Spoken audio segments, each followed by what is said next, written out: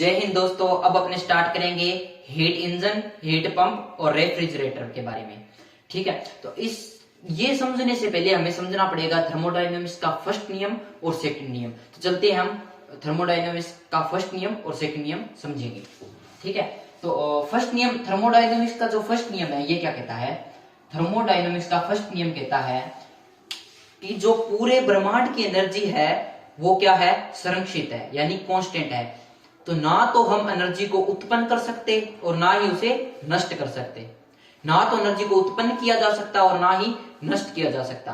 तो उसे क्या किया जा सकता है? उसे एक फॉर्म से दूसरी फॉर्म में कन्वर्ट किया जा सकता है। एक फॉर्म से दूसरी फॉर्म में कन्वर्ट करने का मतलब है कि जैसे मैकेनिकल एनर्जी को इलेक्ट्रिकल एनर्जी में कन्वर्ट कर सकती हैं, इलेक्ट्रिकल एनर्जी को मैकेनिकल एनर्जी में कन्वर्ट कर सकती हैं। जिस प्रकार से अपने टरबाइन में क्या होता है? टरबाइन में स्टीम आती है, यानी उसकी क्या थी? काइनेटिक एनर्जी थी। तो काइनेटिक एनर्जी को टरबाइन क्या करता है? मैकेनिकल एनर्जी में कन्वर्ट कर देता है। यानी एक एनर्जी को दूसरी एनर्जी में कन्वर्ट कर सकती है, लेकिन एनर्जी को ना तो बनाया जा सकता और ना ही नष्ट किया जा सकता है। ये कहता है फर्स्ट नियम। फर्स्ट नियम कहता है एनर्जी को ना तो बनाया जा सकता,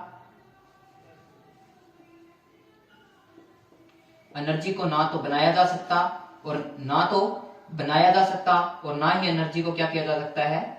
नष्ट किया जा सकता। ठीक है, तो अब क्या हुआ? फर्स्ट नियम में दो गलती रह गई। फर्स्ट नियम एक चीज ये नहीं समझा पाया कि जो एनर्जी को ना तो हम उत्पन्न कर पा रहे और ना ही हम नष्ट कर सकते। तो क्या हुआ? इसने ये नहीं बताया, इसने ये बता दिया कि एनर्जी को उत्पन्न नहीं कर सकते, नष्ट नहीं कर सकते, उसे एक फॉर्म से दूसरी फॉर्म में बदल सकते हैं। लेकिन इसने ये नहीं बताया कि एनर्जी को कितने परसेंट, एनर्जी को कितनी एनर्जी को हम कन्वर्ट कर सकते हैं और कितनी को नहीं। ये नहीं बता पाया कि हम 100% कर सकते हैं या नहीं।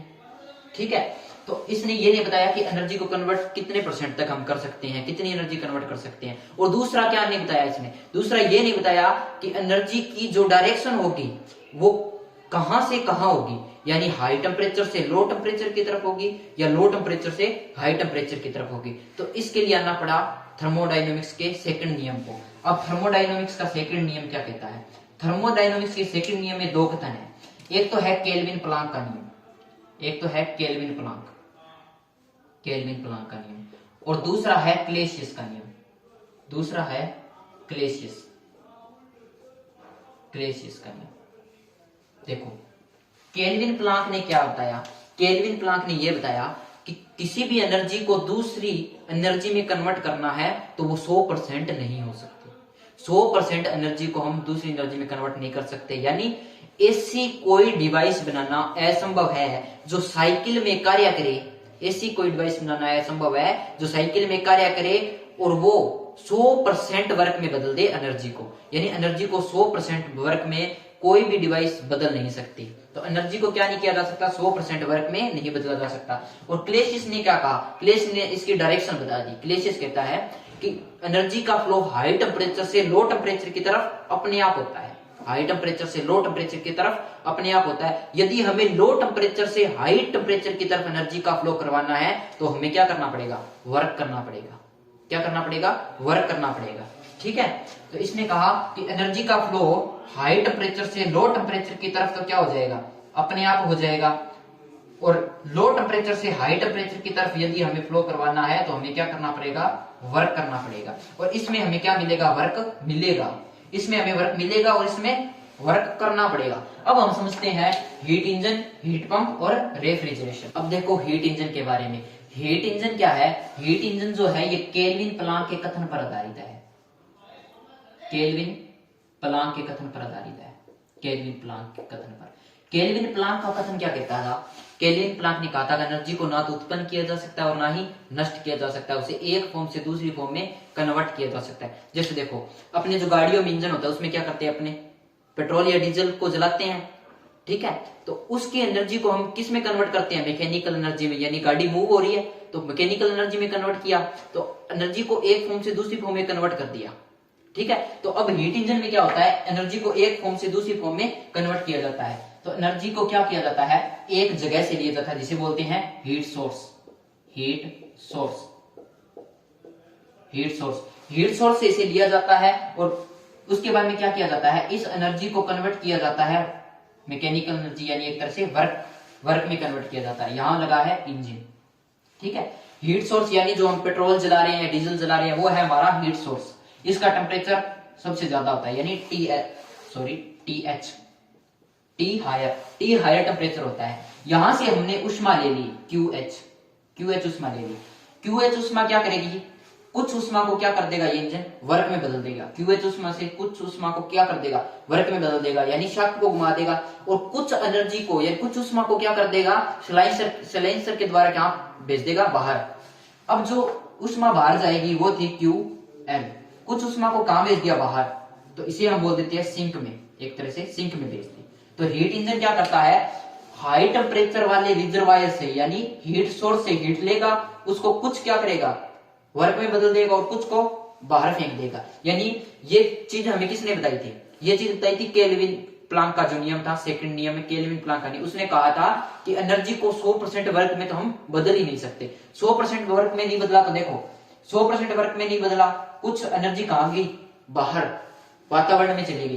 तो अब हम W को क्या लिख सकते हैं, वर्क जो है इसको क्या लिख सकते हैं कि कुल एनर्जी आ रही थी QH, बाहर चली गई QL, जो एनर्जी बची इन दोनों का डिफरेंस हुआ, बची, उसको कन्वर्ट कर दिया वर्क में। यानी जो हमने फ्यूल जलाया था उसकी एनर्जी को किस में कन्वर्ट हो रही है, वो मैकेनिकल एनर्जी, यानी एक तरह से वर्क में कन्वर्ट हो रही है।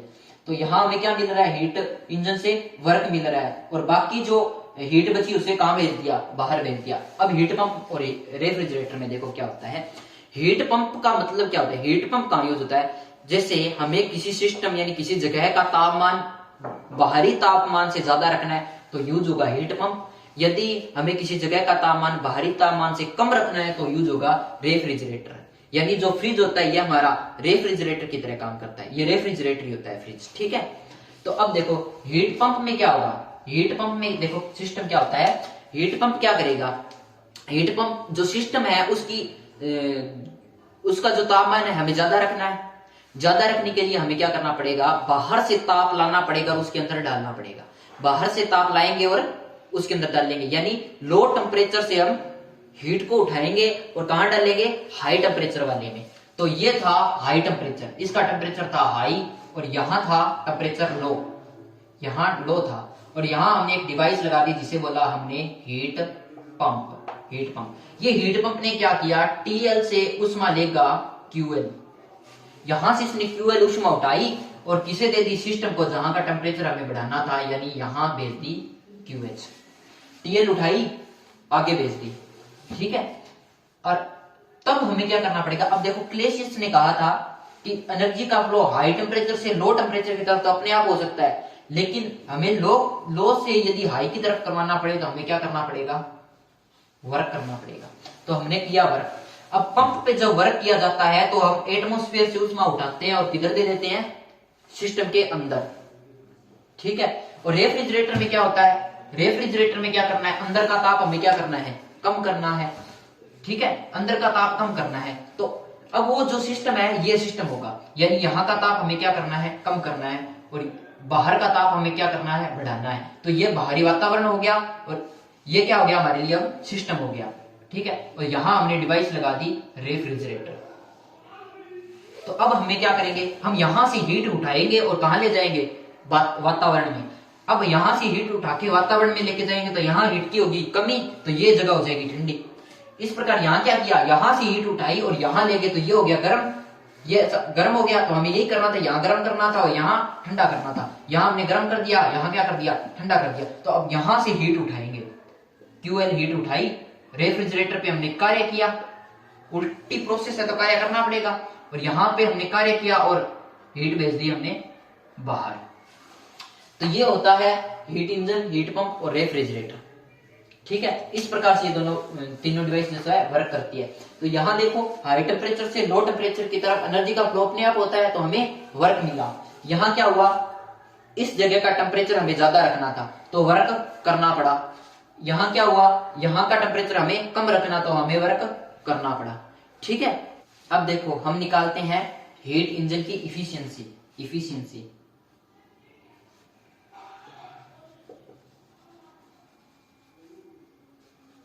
हीट इंजन की इफिशियंसी जिसे नीटा से डिनोट करते हैं, ठीक है। तो इफिशियंसी क्या होगी, इफिशियंसी को हम बोलते हैं आउटपुट अपॉन में इनपुट, आउटपुट अपॉन में इनपुट, कि कितनी हीट हमने दी, यानी कितना फ्यूल जलाया और कितना फ्यूल जो है यानी जो फ्यूल की एनर्जी है उसे वर्क में कन्वर्ट कर दिया। तो कितना फ्यूल जलाया तो वो दी इनपुट, आउटपुट यानी कितना वर्क में कन्वर्ट होगी, तो मैं इसे लिख सकता हूं W, यानी इतना तो वर्क में कन्वर्ट होगी, और इनपुट दिया था हमने, कितना इनपुट दिया है, QH दिया है, QH हीट जो हमने यहां दी है, यानी इतना वर्क में कन्वर्ट हो गया, QH हीट हमने दी थी, तो ये हो जाएगी इसकी इफिशियंसी। आगे क्या होगा देखो, ये W था, इसे हम लिख सकते हैं QH माइनस QL, यानी इतनी हीट दी, इतनी इसने बाहर फेंक दी और वर्क में कन्वर्ट होगी इतनी, QH माइनस QL का अंतर जो है वो वर्क में कन्वर्ट हो जाएगा। तो हम अब W को क्या लिख सकते हैं, W को हम लिख सकते हैं QH माइनस QL अपॉन में QH। अब देखो, अब इसको अलग अलग कर देंगे, QH के नीचे QH, QL के नीचे QH, तो QH से QH कैंसिल हो जाएगा तो बन जाएगा 1, और QL बटे QH माइनस में आ जाएगा QL अपॉन में QH। ये होती है हीट इंजन की इफिशियंसी। अब देखो हमने क्या किया, हीट इंजन की इफिशियंसी निकाल ली, तो हीट इंजन में हमें क्या मिल रहा था, वर्क, तो हमने निकाली इफिशियंसी। तो और हीट पंप और रेफ्रिजरेटर पे हमें क्या करना पड़ रहा है, कार्य, तो हम इनकी निकालते हैं COP, इन दोनों की क्या निकालेंगे, COP, यानी coefficient of performance, coefficient of performance, इसकी हम निकालेंगे कोफिशिएंट ऑफ परफॉर्मेंस यानी COP। ये हम निकाल रहे हैं हीट पंप की। तो देखो हीट पंप की COP कैसे निकालते हैं, हीट पंप की COP निकालते हैं कि वांछित प्रभाव कि प्रभाव जो है वो कहां पड़ रहा है, वांछित प्रभाव अपॉन में कार्य, कितना हम कार्य उस पे कर रहे हैं, यानी COP क्या होती है कि हम कितना कार्य करें कि जिस चीज की हमें जरूरत है वो हमें प्रोवाइड हो जाए, यानी जिस चीज का हमें जितना टेम्परेचर रखना है, मान लो इसका टेम्परेचर हमें 40 डिग्री सेल्सियस रखना था, 40 डिग्री, तो हम कितना वर्क करें कि इसका टेम्परेचर 40 डिग्री सेल्सियस हो जाए, उन दोनों का अनुपात जो है वो COP कहलाता है। यानी हमने जो कार्य किया W, हमने ये कार्य किया और इस जगह का हमें टेम्परेचर हाई करना था हीट पंप में, तो वांछित प्रभाव कहां पड़ता है, वांछित प्रभाव पड़ता है T हायर में, यानी TH की जगह, तो TH अपॉन में W। अब इस W को क्या लिख सकते हैं, देखो W कार्य हो रहा है, ये भी इसके अंदर आ रहा है, W कार्य इस पे किया जा रहा है, और यहां से क्या आ रही है, हीट जा रही है, तो इन दोनों का योग इसके बराबर हो जाएगा, यानी मैं लिख सकता हूं कि W प्लस QL बराबर QH, इन दोनों का योग इसके बराबर हो जाएगा। तो यहां हमें निकालना है TH। तो अब देखो इस QL और QH को क्या लिख सकता हूं, यहां से निकल रही है QL, तो इसे मैं लिख सकता हूं TL, ऊष्मा को टेम्परेचर फॉर्मेट में लिख सकते हैं, ठीक है। यहां था W, अब क्या हुआ आगे, देखो QH कहां जा रही है, TH में, तो इसे लिख सकते हैं हम TH। तो हमें यहां पे TH का मान निकालना था, तो वर्क का मान निकालना था, वर्क क्या हो गया, यहां से वर्क हो गया TH माइनस TL, यानी यहां लिख सकता हूं मैं कि वांछित प्रभाव पड़ता है TH पे, और वर्क क्या हो गया हमारे पास TH माइनस TL। ये होगी COP ऑफ हीट पंप की, हीट पंप की होगी COP। अब हमें COP निकालनी है किसकी, रेफ्रिजरेटर की, COP ऑफ रेफ्रिजरेटर। तो ये उसी तरह होगी जैसे हीट पंप की थी, यानी वांछित प्रभाव,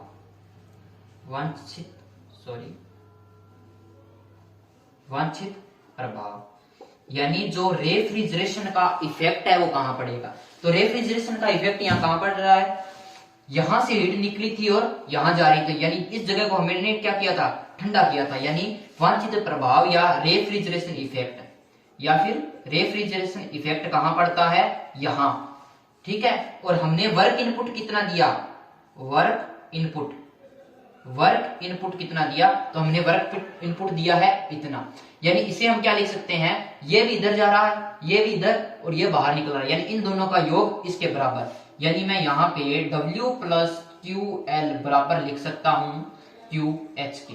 अब देखो W प्लस क्यू एल को मैं क्यू एल को मैं टी एल लिख सकता हूं और क्यू एच को मैं क्या लिख सकता हूं, टी एच। तो यहां से हमने निकाल लिया W, क्या बन गया T H minus T L, T H minus ये टी एल उधर गया माइनस में, तो ये हो गया हमारे पास W। तो देखो वांछित प्रभाव कहां पड़ा, टी एल पर।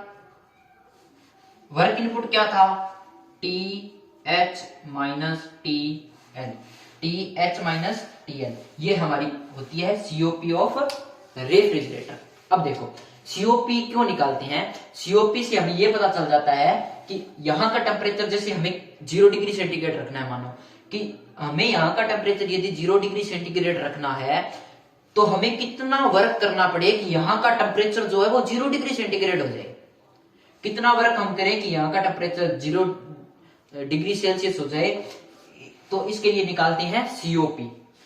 और हीट पंप में क्या होता है, यहाँ का टेम्परेचर हमें हाई रखना है, तो यहाँ का टेम्परेचर जितने डिग्री हमें रखना होता है, तो उस हिसाब से हमें कितना वर्क करना पड़ेगा कि यहाँ का टेम्परेचर जितना हम चाहते हैं उतना हो जाए, तो यहाँ निकालते हैं सीओपी। यहाँ क्या होता है, यहाँ हम कितनी उष्मा दें कि हमें वर्क जितना हम चाहते हैं उतना मिल जाए, कितनी उष्मा दें कि हमें जितना चाहते हैं उतना हमें वर्क मिल जाए, तो वो होती है इफिशियंसी। आई होप आपको समझ में आ गया होगा। मिलते हैं अगली क्लास में, तब तक जय हिंद।